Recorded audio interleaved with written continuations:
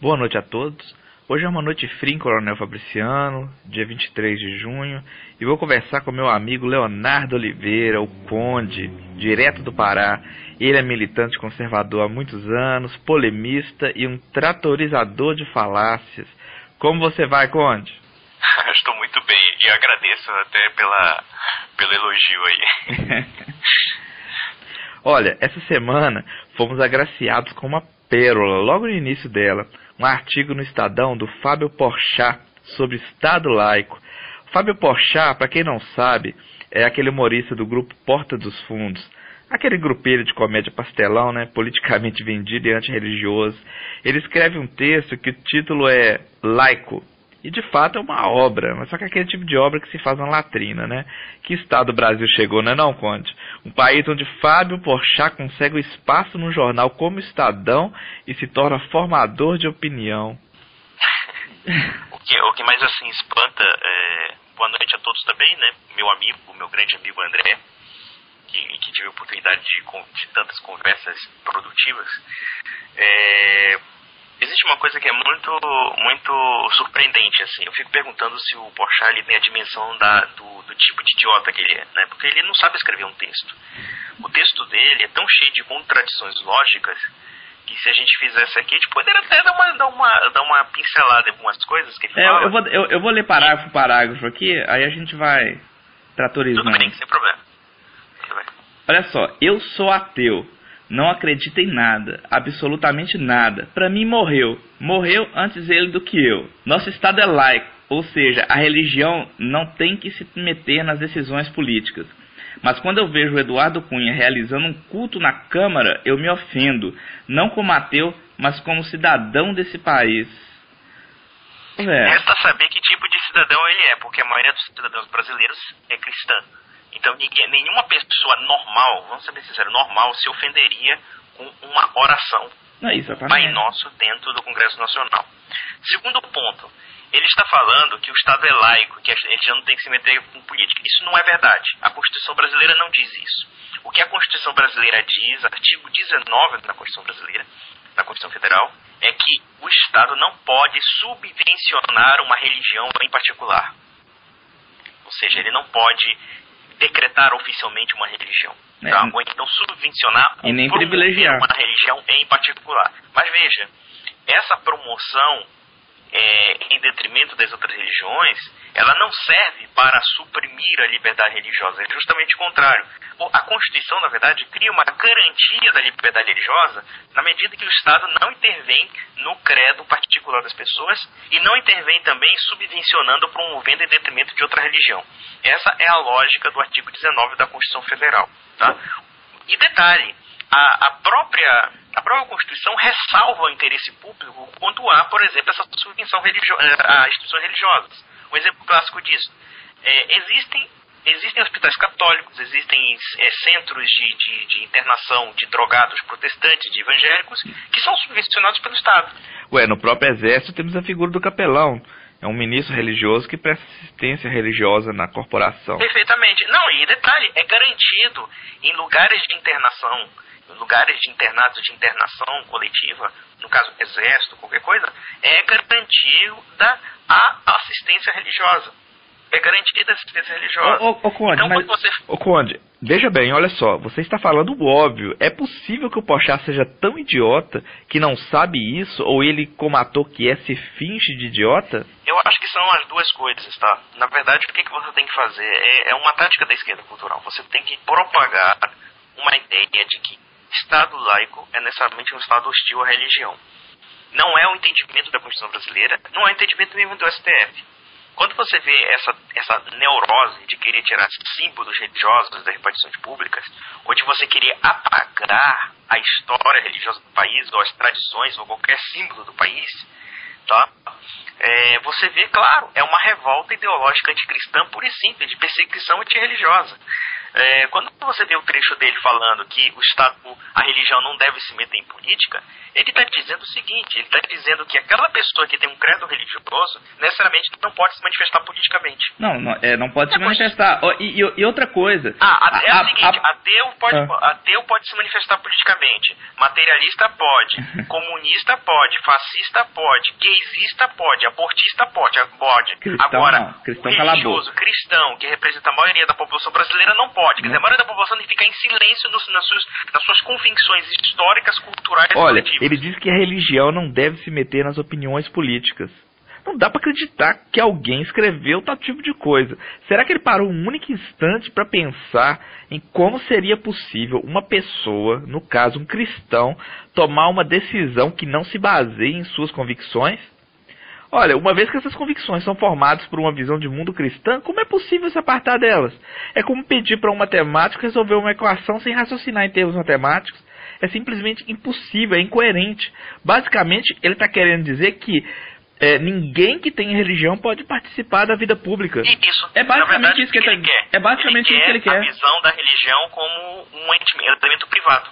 Ou seja, a religião ela tem que ser uma fé privada. O público tem que ser o ateísmo. Ele quer somente ateus no poder, que é um Estado materialista ateísta. Para ele, somente ateus são capazes de tomar decisões ou formar opiniões isentas e não tendenciosas. Somente ateus são puros, o bastante para poder opinar no debate público, diferente de nós, religiosos, que somos contaminados com o ópio do povo. O Estado secular, ele é um Estado confessional. Toda estrutura estatal, toda estrutura política, ela tem um fundamento metafísico. O fundamento metafísico do Estado moderno é o fundamento de um certo ceticismo.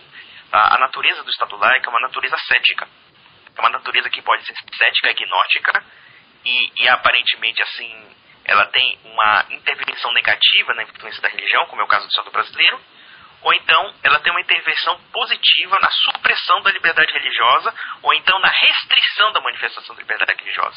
A concepção que o Porchat coloca é a de que o Estado tem que restringir a liberdade religiosa. Na medida que, por exemplo, eu chego no Congresso Nacional e começo a fazer um Pai Nosso, mesmo que eu fosse um deputado estadual, mesmo que eu fosse um deputado federal, no caso deputado federal, ou então um senador, e eu faço uma oração pública e eu sou restringido na minha liberdade religiosa, quer dizer, ele está dizendo que o Estado tem que transformar a religião numa concepção puramente subjetiva e privada. E o que tem que ser estabelecido publicamente? A concepção ateia, cética e materialista do Estado. Isso é a confissão do Estado moderno, praticamente, da maneira como Porchat idealiza. Eu vou mostrar que tem umas coisas aqui... É impressionante, Conte? Como vivemos na era dos oprimidos. Os ateus atuais não escapam disso, não. São excessivamente melindrosos, chegam a ser histéricos. Não podem ver um símbolo religioso, não podem presenciar uma manifestação religiosa que logo ficam empolvorosos, nervosinhos, arrancam os cabelos, rasgam as vestes. Detalhe, se for do cristianismo, tá? Nenhuma outra religião causa a eles tanto sofrimento. Parece até que a gente é possuída. Olha só, vou dizer uma coisa. Na verdade, o que ocorre?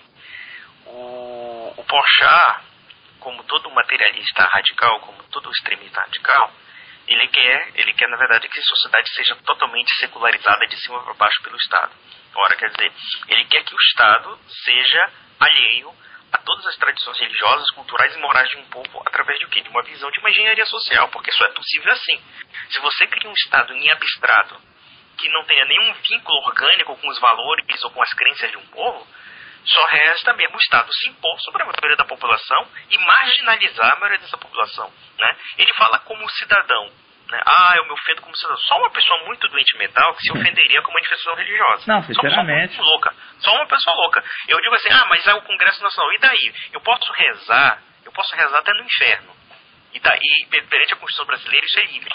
Eu posso rezar, sabe aonde? Eu posso rezar debaixo d'água. Eu posso rezar, em qualquer lugar. Contanto que, claro, eu não fira a manifestação religiosa de outra pessoa ou não intervenha na vida que terceiros. Mas é aquela história, um deputado que faz uma oração pública, ele está manifestando um elemento cultural da religiosidade do povo. E você vê como ele é tão tendencioso, porque ele está aproveitando um factoide que aconteceu agora com relação a uma pedrada que um bandista levou, Uhum. E eles estão querendo fazer um factoide contra os evangélicos. Mas por que isso? Porque os evangélicos, em geral, e nós temos que reconhecer isso, apesar de você ser católico, você ser católico, os evangélicos estão sendo protagonistas políticos da reação contra a ideologia de gênero e contra também a agenda politicamente correta que esse pessoal defende, a agenda cretina. Se não fosse aliança com eles, eu acho que essa ideologia de gênero teria passado em muitas cidades, tá? Principalmente aqui na minha região. Foi mesmo. A comunidade católica, infelizmente, está totalmente desestruturada. A esquerda católica conseguiu destruir a igreja católica no âmbito logístico, no âmbito da militância. Claro, você é um militante, eu sou um militante católico, mas você sabe que uma parte da comunidade católica está corrompida. E está muito corrompida mesmo. Mas uma coisa assim assustadora, uma coisa assim que parece que nós estamos voltando a uma era do renascimento. Uma crise mesmo moral muito generalizada da igreja. Mas isso é uma outra questão que a gente não vai colocar. Aí ele botou aqui. A Câmara não é lugar para culto. Quer rezar, reze para você ou vá para a sua igreja. A tal bancada religiosa está ganhando uma força que assusta porque não defende os interesses da população e sim os seus interesses próprios. Aí eu pergunto o seguinte, vem cá, idiota, o evangélico que votou no candidato evangélico, ele não se sente representado votando num homem que é irmão da igreja dele? Ou então um católico, que é mais raro, que eu nunca vi católico apoiando católico, muito de filha da puta, desculpa a expressão choda. Bando de cara. Não, eu fico emputecido, porque dá raiva, porque esses caras não nos apoiam nada, só apoiam. Não, católico realmente não tem, a maioria dos católicos não tem aquela visão de irmão, né, que os evangélicos têm. É porque os evangélicos são mais organizados que os católicos, e detalhe, você sabe que a esquerda católica desestabilizou a militância católica brasileira. Exatamente. Isso é um fato. Isso é um fato histórico. Infelizmente. Nos anos 40 e 50 nós tínhamos sim militância católica e muito séria. Muito forte. Muito séria. Meu amigo, quem foi que foi para as ruas contra o João Goulart em 1964? Foi a TFP e foram inúmeras associações católicas contra o estado de coisas de desmando comunista que o Brasil estava caminhando. Isso é um fato histórico e não me vem com papo furado. Mas aí você... Deixa eu só continuar aqui, Conde. Olha só, esse precedente aberto é muito perigoso. Olha só o texto do cara. Porque uma vez permitido por um lado, todos os outros têm que ter o seu direito respeitado. E se amanhã um deputado quiser realizar uma cerimônia de umbanda, ele poderá? Na teoria, sim. Na prática, ele talvez tomasse uma pedrada na cabeça. É brincadeira. Na verdade, esse cara é tão mental porque ele não sabe que quando o Eduardo Cunha fez a oração dele lá, houve um encontro de umbandista. Sim, exatamente. Naquela Câmara. Tem fotos. Naquela Câmara, mesma coisa. Quer dizer, eu digo o seguinte, esse cara escreveu o texto, sei lá, eu acho que às vezes tem gente que ou toma Rivotril ou toma laxante para escrever um texto. Porque isso é uma porcaria, isso é um lixo que não serve nem para papel higiênico. Olha, outra coisa que me vem à cabeça, quando ele diz esse precedente aberto é muito perigoso. Será que esse moleque estudou história do Ocidente? Ou pelo menos história do Brasil? Será que ele sabia como era o mundo pagão, com todos os seus sacrifícios, a escravidão, e como a Igreja Católica construiu a civilização ocidental? Será que ele sabe que foi a Igreja, com os jesuítas, que colocou ordem no Brasil por século antes da coroa portuguesa decidir ficar o pé aqui? Será que ele sabe que o catolicismo é a religião que deu cultura a esse país? Que toda a base moral, jurídica e cultural é basicamente cristã católica? Não é possível que esse cara seja tão burro assim. Do jeito que ele fala, parece que há 50 ou 100 anos o Brasil é um estado teocrático, totalitário, horrível de se viver e que só agora está começando a caminhar para a liberdade. Veja, nós temos que entender uma coisa, nós temos que entender a ótica do Porchat pelo que ele aprendeu. Se você chega numa escola atual, na escola do Ministério da Educação e Cultura, tá? Você chega em vários centros de cultura, com exceção de estudos sérios sobre a Idade Média, sobre a história do Brasil, você sempre vai ter aquela propaganda anticatólica que foi criada a partir da Reforma Protestante, que depois foi fundamentada pelo Iluminismo e que até hoje não para. A Igreja Católica é obscurantista, a Igreja Católica é sino de atraso, de lenda intolerância, negra, de fanatismo. E na verdade você vê que o único fanático intolerante é ele, porque ele não... Olha... Eu não me ofenderia, por exemplo, se um islâmico rezasse em direção à América, ou Meca, né? Se ele rezasse em direção à Meca e gritasse Allahu Akbar. Eu nunca me ofenderia por isso. Ofender por causa disso? Não, é só um maluco. Não, ele diz que ele é a favor da tolerância religiosa. Isso que eu achei interessante. É a seguinte, tolerância religiosa é você ser proibido de rezar em certos recintos porque supostamente são públicos. Essa é a tolerância do Porchat. Porra, com uma tolerância dessa a gente não precisa ter inimigo, né? Porque esse tipo de pensamento ele foi aplicado no século XX, no século XIX e XX. Então você vê que, por exemplo, na América Latina, no século XIX, houve esse processo de combate à influência da igreja na sociedade. Como? Primeiro, você tem que destruir a educação católica. Antigamente, a educação ela ficava a cargo de quem? Das igrejas, das paróquias, das comunidades, das comunas, dos municípios e da família, principalmente.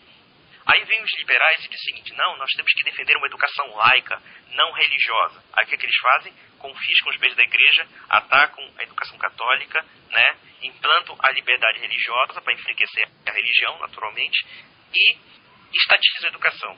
Tá? No século XX, como no México, por exemplo, em que houve esses ataques, eles chegaram ao ponto de proibir padre de sair de batina, por exemplo, nas ruas. A manifestação tem que ser privada, não pode ser pública, porque o Estado é laico. Então você vê todo um aspecto de criminalização da manifestação religiosa, de supressão da manifestação religiosa, seja através de uma pretensa legalidade, né, impondo inúmeras restrições à participação da comunidade religiosa. Claro, é exatamente isso que eu estou falando. Todo governo que começou impondo restrição à liberdade religiosa terminou perseguindo e matando cristãos. Perfeitamente, foi o que aconteceu na Guerra Civil Mexicana, na Guerra Civil Cristera de 1926, que foi basicamente isso. Em 1917, o México criou uma constituição maçônica, uma constituição socialista, uma constituição antirreligiosa, que dizia que haveria a regulamentação da liberdade religiosa. Tá? Exatamente. Coisa que não existe no Brasil. Por exemplo, no Brasil você tem pleno direito, claro, você não pode obstruir outras atividades. Eu não posso entrar numa repartição pública e começar a gritar, fazer um culto ali. Claro que eu preciso de autorização do Estado para isso, porque é uma repartição ali que tem regras, etc. Mas a manifestação privada, que é o caso do Eduardo Cunha, foi uma associação privada, ele não está ali subvencionando nada, ele está falando como cidadão também, né? Como cidadão deste país também, ele fez uma oração e dizendo: olha, eu vou defender os valores cristãos na Câmara, o que é garantido pela Constituição. O que aconteceu no México? No México, uma Constituição socialista, maçônica, só que ela não tinha uma regulamentação infraconstitucional.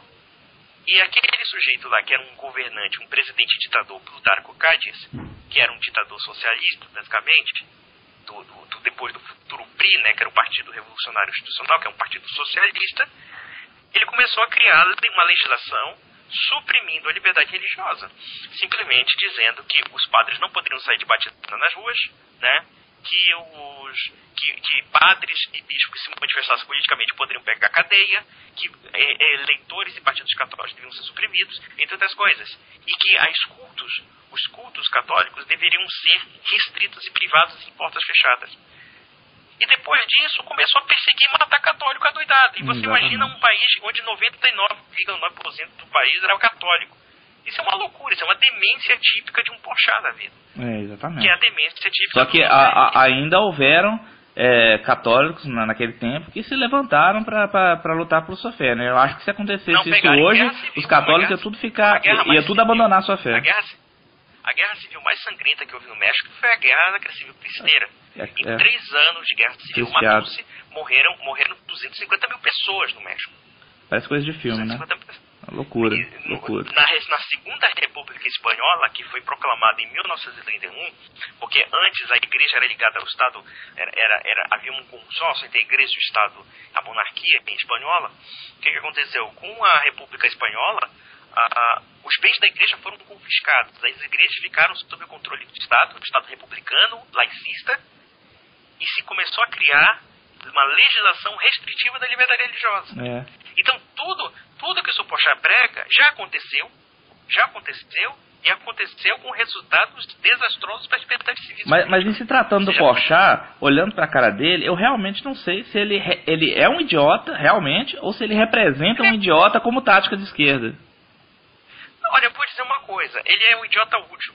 Tá? Um idiota eu acho que ele não tem, às vezes eu fico pensando, porque o texto dele é tão mal escrito que ele não tem a real dimensão. Vamos ser justos, ele escreve melhor que o do Vivier. O do Vivier não tem a mínima noção de estrutura textual. Se você comparar a titica de galinha com a titica de cabrita, né? Bom, a titica de cabrita é mais consistente do que a da galinha. Exatamente. A bosta da galinha é menos consistente que a bosta do cabrito, do cavalo. O cavalo tem a bosta mais dura. É mais que por aí. Olha aqui, o povo não quer que o Cunha reze, quer que ele faça. Olha, o fato de um político já rezar já é alguma coisa. Porque o que tem de macumbeiro, de satanismo na congregação nacional é uma coisa louca. Isso mostra que, pelo menos teoricamente, em aparência, ele acredita em valores sobrenaturais, né? Olha aqui. Tem uma pérola aqui, Conde, olha só. Olha só a pérola. Por causa dos evangélicos, a homofobia não é considerada crime. As pessoas tinham que julgar sem colocar sua crença na frente. Claro, como? Não, agora me explica como, por exemplo, a Igreja Católica. A Igreja Católica, ela está de acordo com a lei natural. Como julgar sem colocar a crença na frente? Não dá pra entender. Não, mas é que tá o negócio.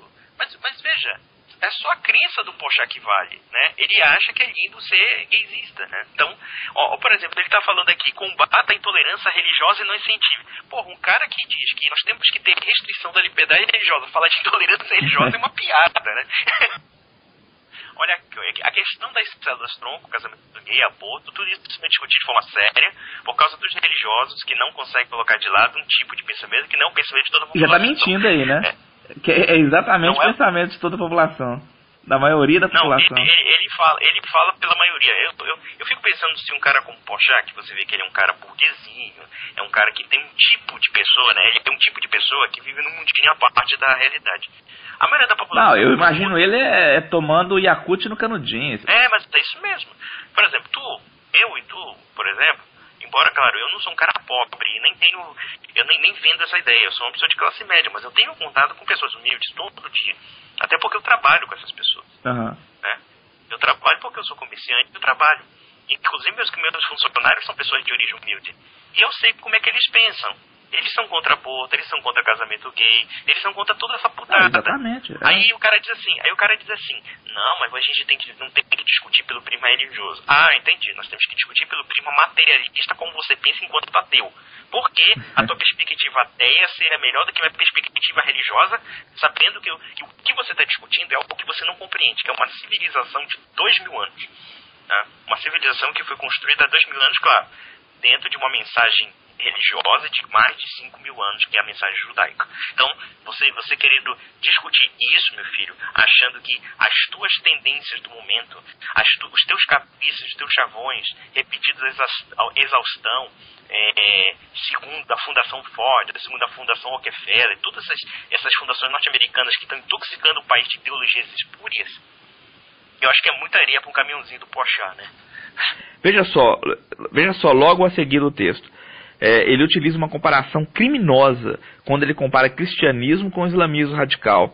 Veja bem, ele escreve assim: estamos num processo seríssimo de muçulmanização radical de nossos evangélicos.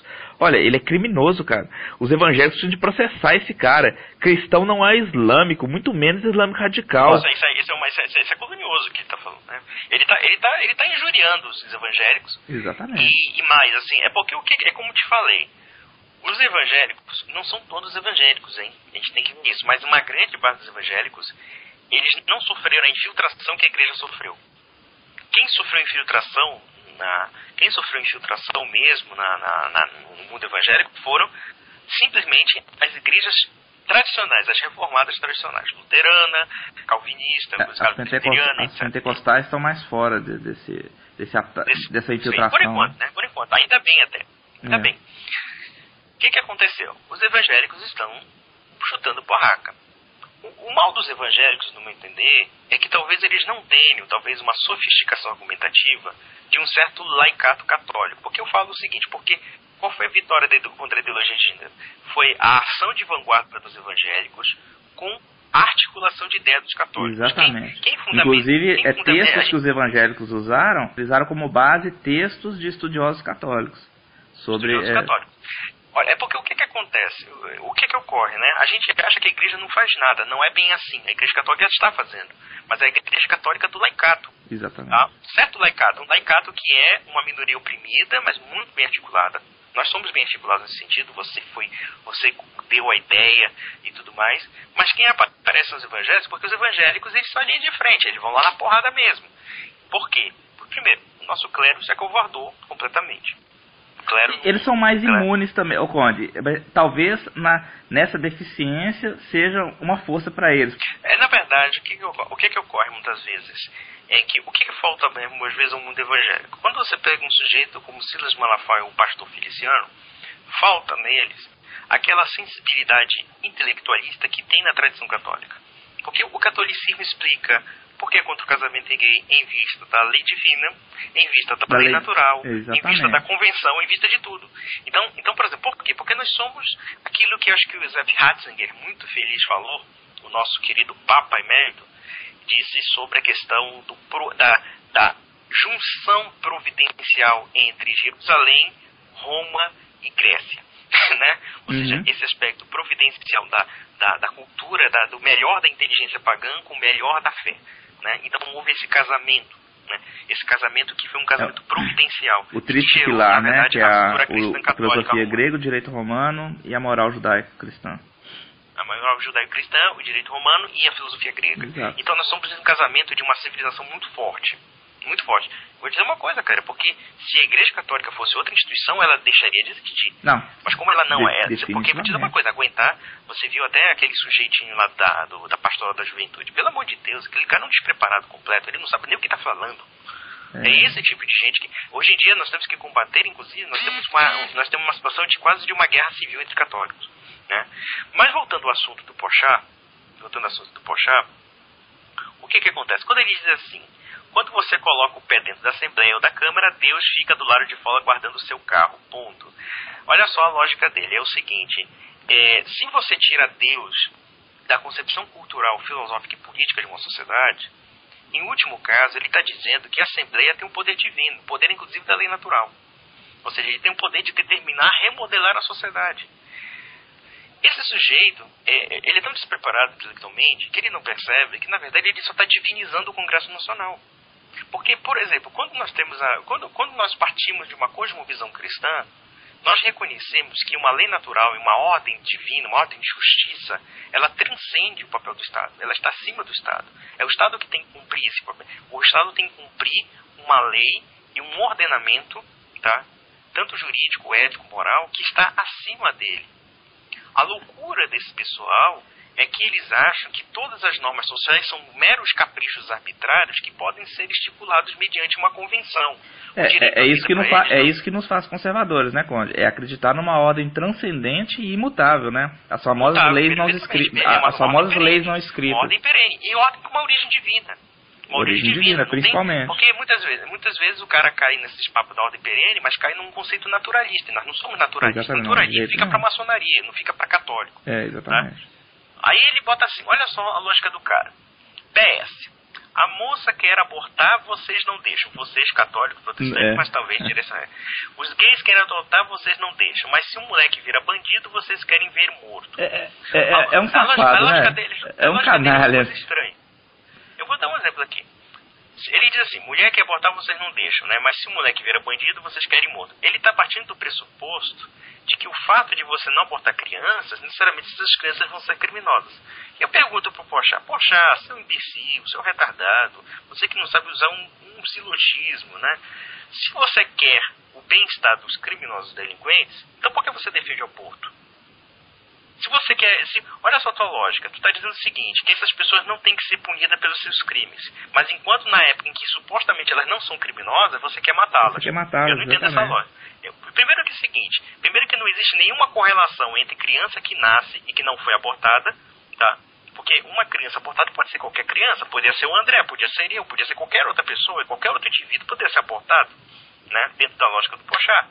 E nem por isso vai virar bandido. Não existe uma relação entre aborto e diminuição de bandidagem.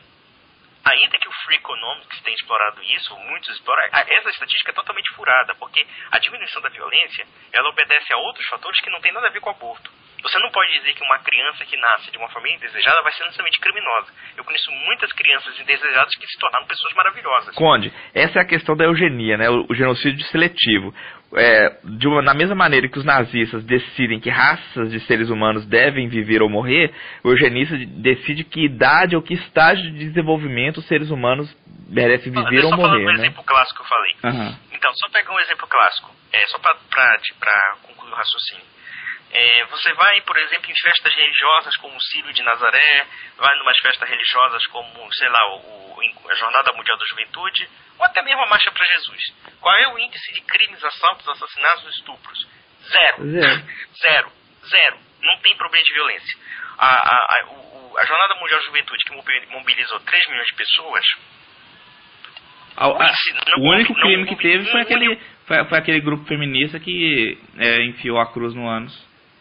Sim, não, veja, não houve um único incidente de vandalismo, de turba, de nada. Não, de jeito nenhum. Exatamente. Mas em compensação, como você falou, houve aquele casalzinho lá feminista lá que estava enfiando a cruz no ânus, ou então enfiando a cabeça da Santa da Virgem Maria na vagina, tá? Quer dizer, é muito simples, meus amigos.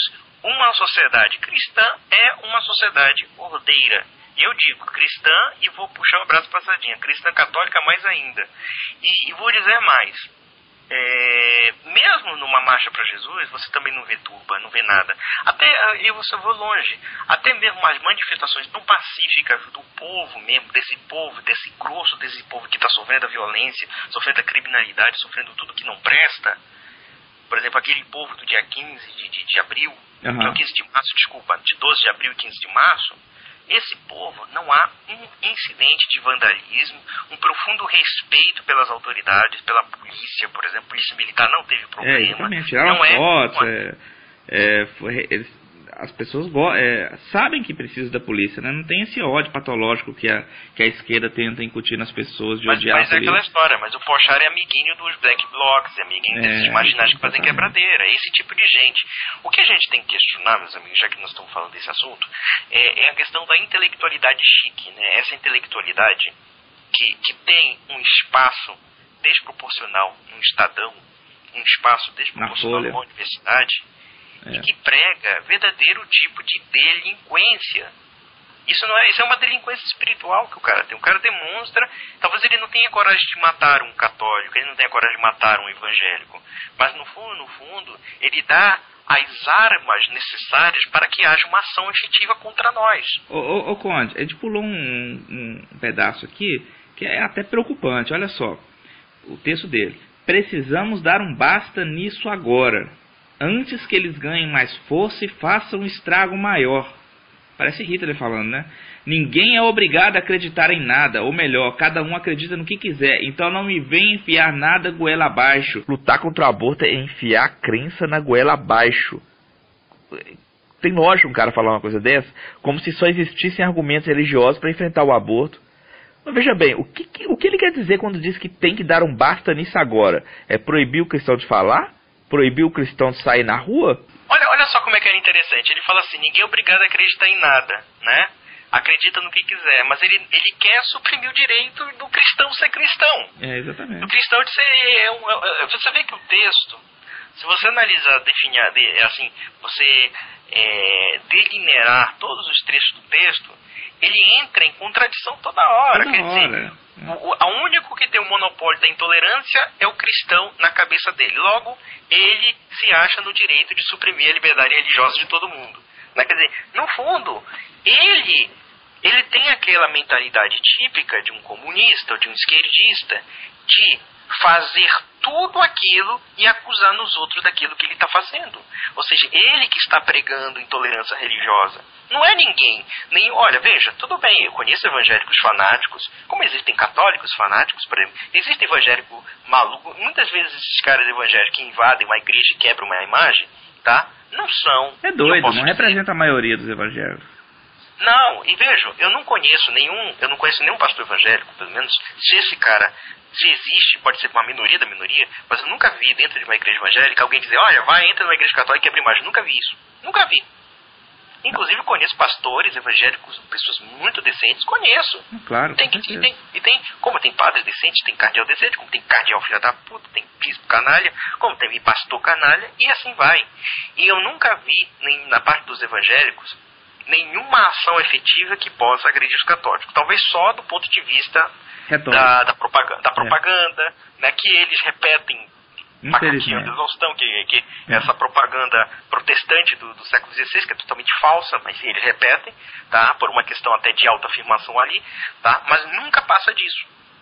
Nunca passa disso. Tá? Nunca passa disso. E também eu acho que ainda que a crítica seja errônea ou seja falsa, eu não parto do pressuposto de que uma crítica falsa seja crime. Conde, veja bem, o Estado laico não acaba se deteriorando na direção de um Estado laicista? Olha só, o Estado laico ele garante a liberdade religiosa, assim como a liberdade da não religião. O que acaba fatalmente, como vemos no mundo inteiro, né, na prática, numa perseguição branca contra a religião. Em relação ao próprio cristianismo, que é a religião verdadeira, a laicidade reduz todas as religiões ao mesmo patamar, nivela a verdade com V maiúsculo com a superstição. Não sempre vai existir essa brecha? Na verdade é o seguinte, tá? Existe uma definição muito profunda do conceito do Estado laico, tá? A própria ideia da laicidade ela já é complicada. É confusa, né? Você fala que o Estado é laico, mas você não define o que é laico, né? A gente tem que ver duas coisas. Existe uma estrutura laica e existe uma confissão laica. O que é uma estrutura laica? No conceito clássico do laico, laico é leigo, né? Laico é o não eclesiástico, tá? Então, por exemplo, é claro que os poderes do Ocidente são laicos, isso é inegável, e não é em si uma ameaça, porque, por exemplo, o principado, a monarquia, ou uma república que é feita por pessoas que não pertencem à eclésia, ou não pertencem pelo menos à estrutura da autoridade eclesiástica, eles são laicos, né? Como no catolicismo tem o clero e o laico, tá? Então, o Estado laico, neste sentido, não é uma coisa anticristã, ou que seja, pelo contrário, ela faz parte da teologia cristã. Ou seja, que os laicos eles têm que ter uma administração civil. Tá? Agora, quando você fala de uma confissão laica, ou de uma confissão arreligiosa ou antirreligiosa, aí já entramos num conflito. Porque quando você diz que existe uma confissão laica do Estado, você está dizendo que todas as religiões elas estão sendo niveladas dentro da mesma cepa, né? É como se, por exemplo, o catolicismo, enquanto na visão de um liberal, por exemplo, na visão de um pessoal que prega a liberdade religiosa, ele parte do pressuposto de que todas as crenças religiosas devem ser igualmente permitidas, né?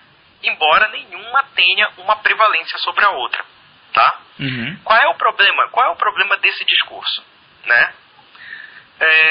Se não existe o Estado já considera previamente que não existe uma natureza verdadeira da religião. A religião não tem mais uma questão de veracidade. Ela é simplesmente um produto do juízo particular. É essa a concepção da laicidade. Se torna cultura, segundo, né? Da cultura, transforma a religião em cultura. É uma coisa até contraditória, porque se você analisa bem, toda cultura ela é religiosa de alguma forma. De alguma forma. E ela tem toda uma estrutura cultural que não pode ser negligenciada enquanto comunidade. Mas o que acontece com a questão da liberdade religiosa, muitas vezes? Claro, eu não sou contra a liberdade religiosa se nós entendermos digamos, a omissão do Estado de perseguir um credo determinado. Naturalmente que eu não sou contra isso. Mas não é porque exista uma liberdade religiosa que a gente vai aderir ao pressuposto básico dessa liberdade religiosa dentro da concepção do laicismo, que é a ideia de que todas as religiões estão no mesmo ponto. Eu não posso comparar uma civilização católica que praticamente construiu todo o Ocidente no mesmo nível do que, por exemplo, a religião do satanismo. Olha, essa semana, inclusive, ocorreu em Brasília uma audiência pública, né, com o ministro Barroso, para discutir o ensino religioso nas escolas. Haviam lá representantes da Igreja Católica, do Candomblé, do Espiritismo, de igrejas evangélicas e, veja bem, de Igreja de Satanás. Mas que merda é essa? Como que fica isso? Não é um paradoxo, veja. É uma coisa assim que eu estava lendo. Uma vez eu estava lendo um livro de um teólogo espanhol do século XIX chamado Jaime Balmes, que ele escreveu um livro chamado El Catolicismo Comparado ao Protestantismo. O nome do livro em espanhol. O Catolicismo Comparado ao Protestantismo. Uhum. E ele falava sobre a ideia da tolerância religiosa universal. Ele começou a dizer o seguinte: a tolerância religiosa universal não é possível. Não é possível porque ela sempre vai esbarrar em alguns valores fundamentais, nem que seja da lei natural. Por exemplo, você aceitaria uma religião canibal, por exemplo, em nome da liberdade religiosa? Não, né?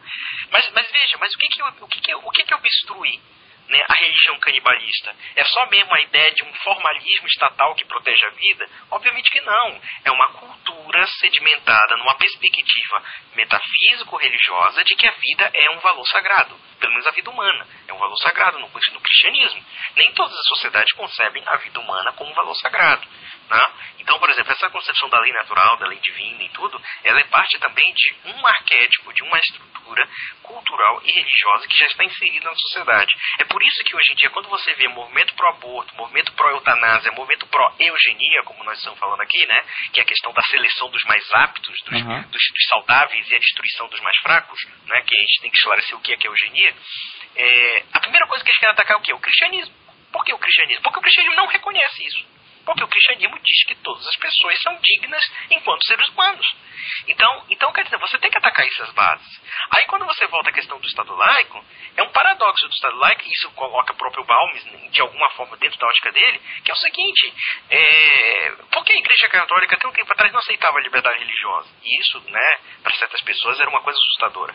Por uma razão muito simples, a fé tem que ser protegida publicamente. Olha, é aquilo que conversávamos ontem. Como é possível aceitar que a verdade seja nivelada com a mentira ou com a superstição?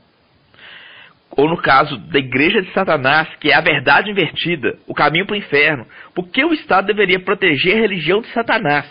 Agora a gente vai ter que usar o Estado laico para defender o direito de uma pessoa construir uma religião, construir uma estátua de Satanás visível na cidade, ainda que esteja na propriedade privada. Perfeitamente. Eu vou te falar uma seguinte questão. A gente chegou na questão. É claro aqui que um evangélico esteja ouvindo agora, é claro que a gente não estava dizendo que a gente vai votar num Estado que coloca, sei lá, a Santa Inquisição para perseguir você. Não, a gente não está discutindo isso. Não é o ponto da questão. O ponto da questão é que o Estado laico é um paradoxo. Porque até um tempo atrás, o Estado protegia sim a religião, porque a religião, para a Igreja Católica e para o cristianismo tradicional como um todo, ela não é um problema de foro particular. A salvação é um problema de foro particular, mas a verdade não é particular. Se a verdade for particular, ela não vale nada, porque ela só satisfaz respeito a mim. É subjetivismo. Então, por exemplo, a concepção católica que fala sobre a liberdade religiosa, ele dizia, olha, a fé cristã católica tem que ser protegida pelo Estado. Tem que ser protegida pelo Estado porque ele é um fundamento, porque o Estado, ele tem como fundamento não somente a ordem civil, como também a ordem espiritual. Então é essa a ideia. O que acontece hoje? É um paradoxo do Estado laico que se evite a proteção da fé religiosa, mas a manifestação do satanismo é protegida por lei. Não é um paradoxo isso? Quer dizer, olha só, o cara pode criar a escolinha do Satanás, a igrejinha do ele diabo. pode criar uma escola confessional do Satanás. É impressionante Satanás. isso. Então veja, aí eu pergunto, na visão liberal, ele vai dizer o seguinte, não, isso é um problema da consciência de cada um. Mas me diga uma coisa. Liberal é um tipo de retardado, não é não? Como? Liberal é um tipo de retardado, não? Eu estou perfeitamente convencido disso em alguns pontos. Tem coisas assim que se salvam dos liberais, mas tem muita coisa também que é porcaria. Tem umas sacadas boas. Em cada ideologia você pode encontrar uma sacada boa. Até no marxismo. Marx é um grande... marxismo ele tem boa sacada, sim. Não, ele tem boa sacada, mas mas a essência da ideologia é uma porcaria. Mas exatamente. Se você pegar ler alguns pontos do Marx, tem coisas boas, como alguns pontos dos liberais. Agora o problema é a essência. Então veja, quando você fala, por exemplo, dessa questão do Estado laico, primeiro, existe um erro de foco na discussão. Porque a discussão não é o Estado laico. A discussão é a confissão do Estado. Porque o Estado é laico desde que houve príncipes, duques, marqueses, ou então presidentes, ministros, etc. Então, o Estado laico, quer dizer, a sociedade civil. Né? Ninguém está discutindo o Estado laico, está discutindo a confissão do Estado. A confissão do Estado é o quê? Né? Qual é a confissão do Estado laico moderno? É isso que nós temos que perguntar.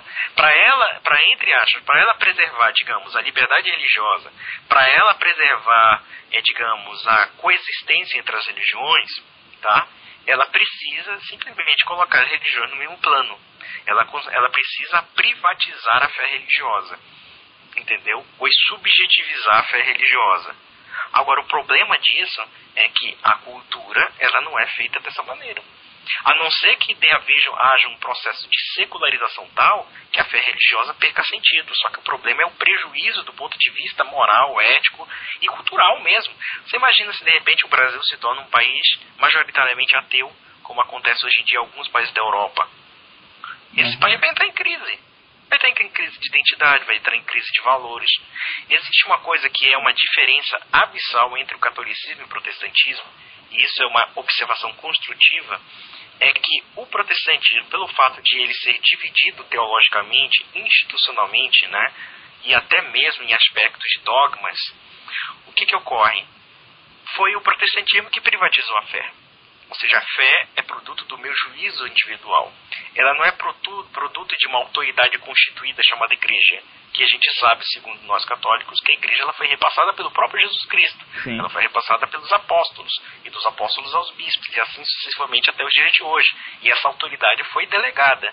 Só que o protestantismo fez o quê? Negou a autoridade, negou a unidade cristã, né, porque cada um tem sua seita, sua igreja, negou a unidade teológica, ou seja, cada um cria uma teologia a partir de uma visão precária das solas escrituras. E eu falo que é precária porque existem seitas protestantes que são capazes de adulterar as escrituras de acordo com as suas convicções religiosas, tá? E também o universo simbólico do cristianismo, porque o protestantismo tem uma revolta simbólica contra a igreja, né? Tem uma revolta simbólica contra... É uma coisa, até um paradoxo do protestante, é um paradoxo também do católico no Brasil, porque quando você vê aquela manifestação gaysista, né, em que o pessoal coloca um traveco lá, pendurado como fosse Jesus Cristo, é um paradoxo, tanto católico e protestante, primeiro, porque os católicos parece que não se ofenderam.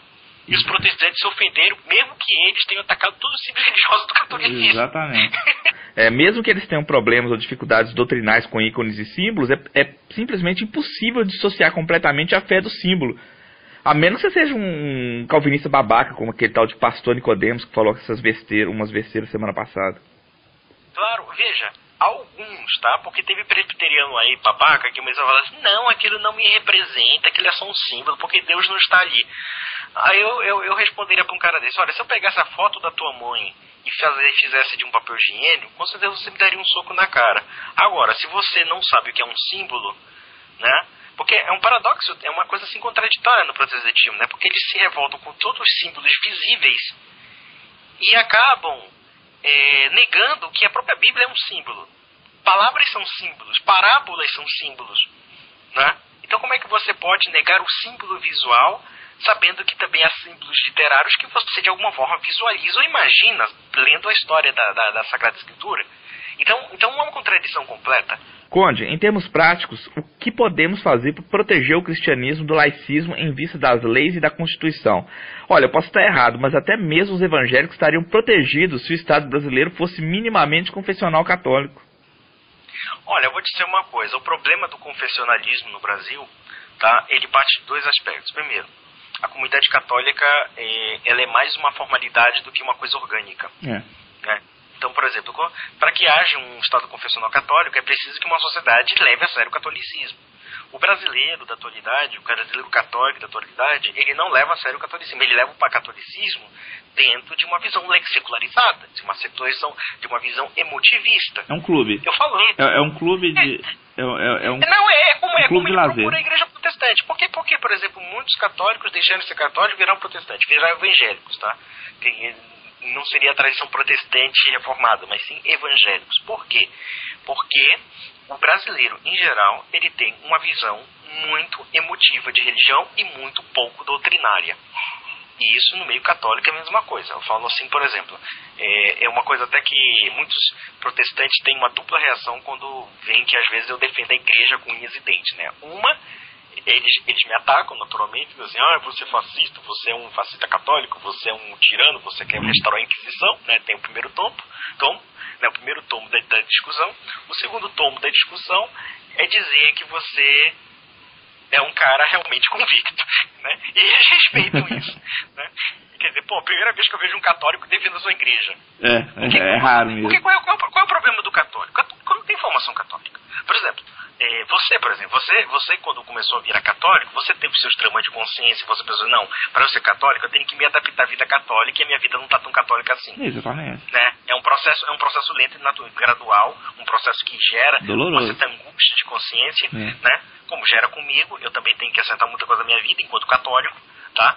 Mas o fato em si é que, ao contrário de certos católicos, nós não queremos mudar a doutrina para se adequar à nossa vida. Exatamente. E tem muito católico que pensa assim. Por exemplo, aquele sujeito lá da Pastoral da Juventude, lá que ficou enchendo o nosso saco. O que ele faz? O que ele tem de católico? Ele não é católico, né? Na melhor das hipóteses é um herege, na pior é um apóstata. É como se ele pertencesse a uma seita dentro da igreja católica, uma coisa horrorosa. Na verdade, o que ele vê como catolicismo? O catolicismo para ele é uma expressão formal. Isso é um mal do catolicismo brasileiro. E isso é um problema que está mesmo nos próprios padres, nos próprios bispos, nos próprios cardeais. Parece que eles não têm mais convicção.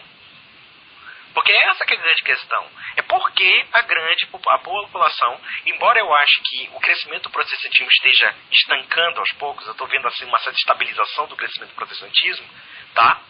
Mas o problema da confissão católica, ou da concepção católica, é que houve, a partir dos anos 70, dos anos 60, 70, uma completa negligência da educação católica e uma completa apostasia de muitos prelados católicos.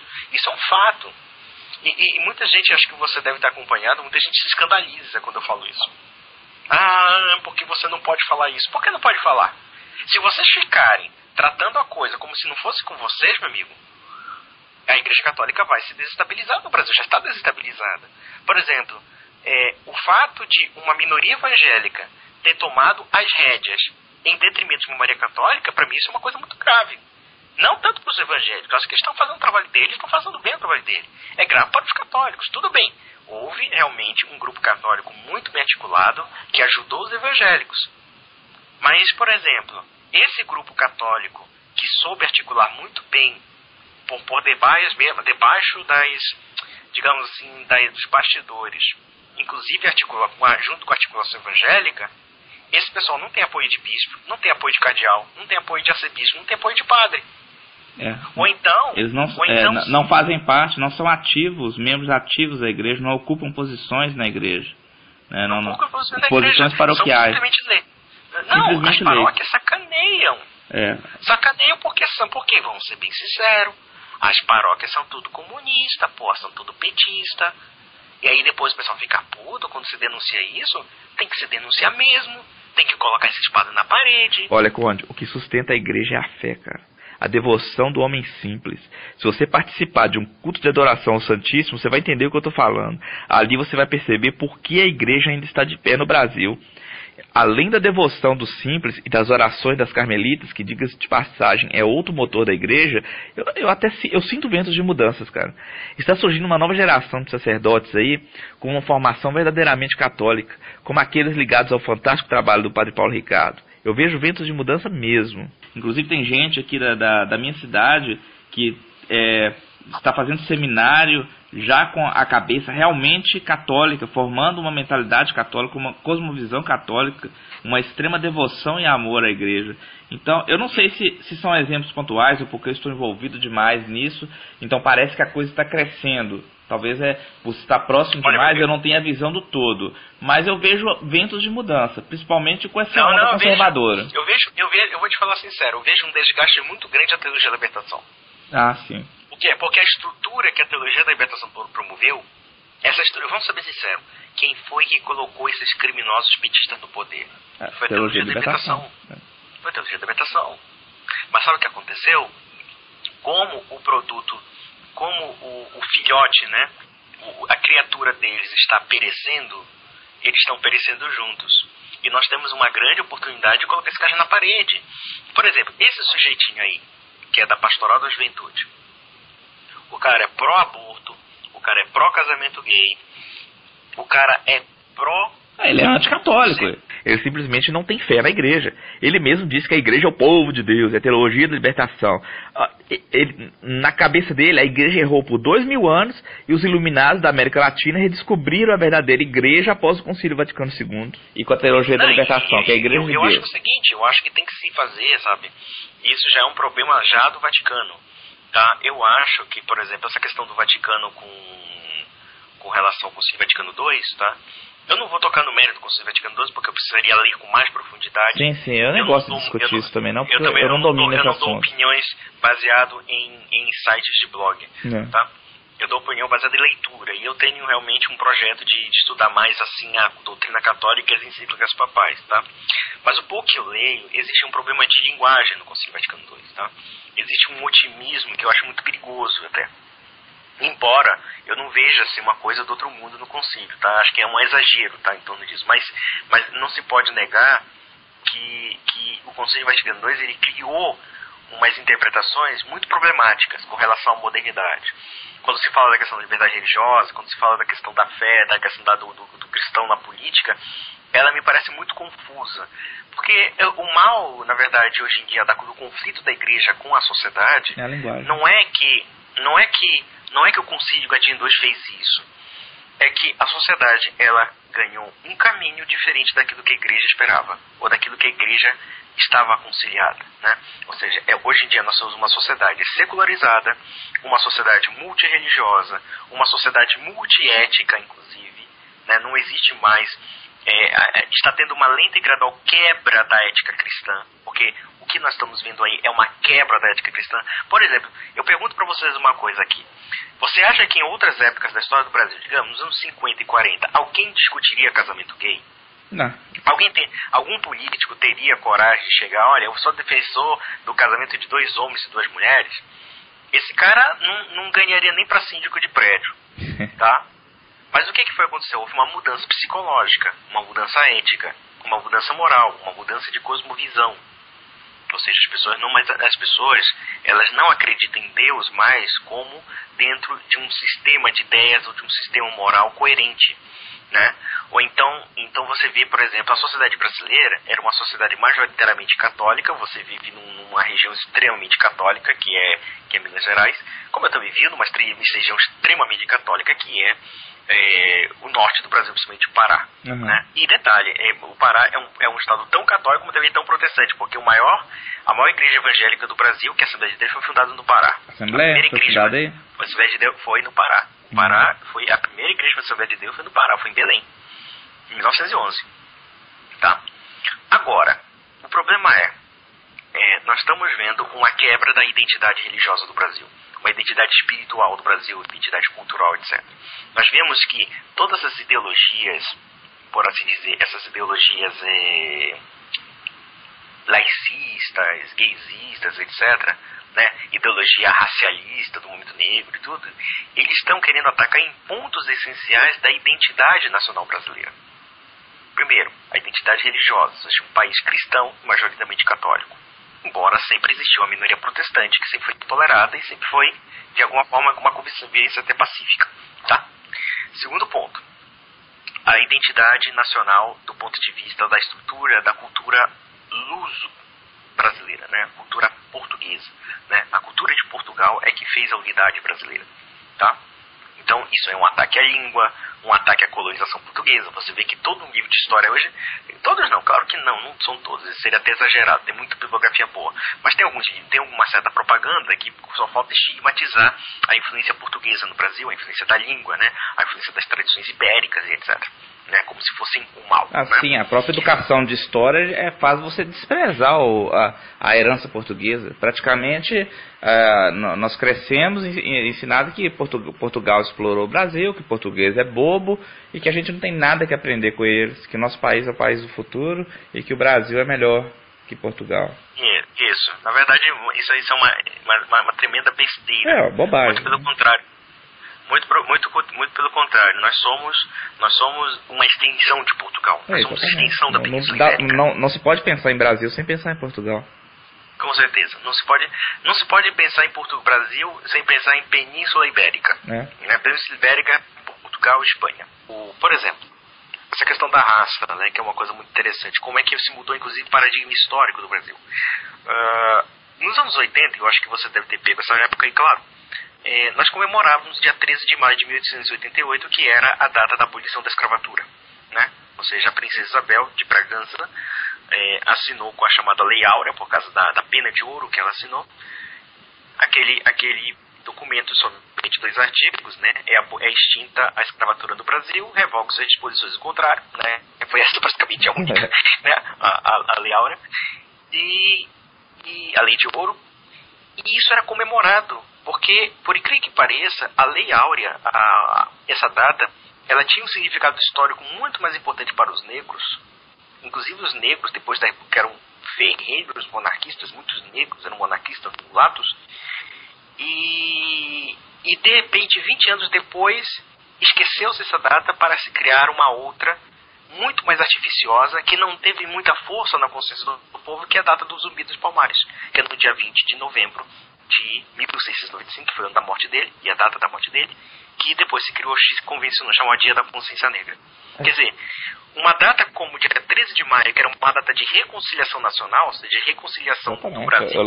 Eu lembro perfeitamente. Era amplamente comemorado nas escolas a figura da Princesa Isabel e tudo mais.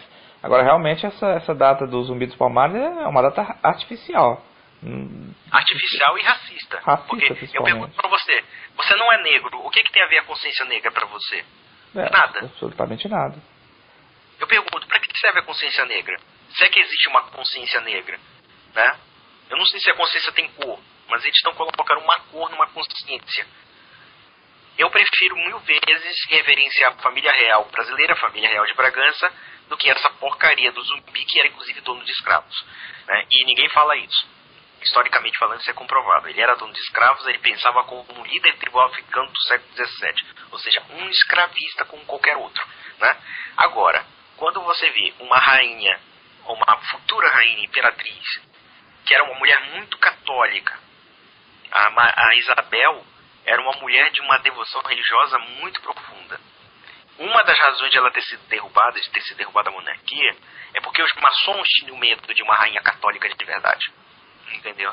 Tem isso. Isso tem. Claro que tem vários fatores aí que houve, né, com relação à rebelião, ao golpe de Estado que derrubou a monarquia. Mas uma delas foi essa questão da catolicidade da própria rainha.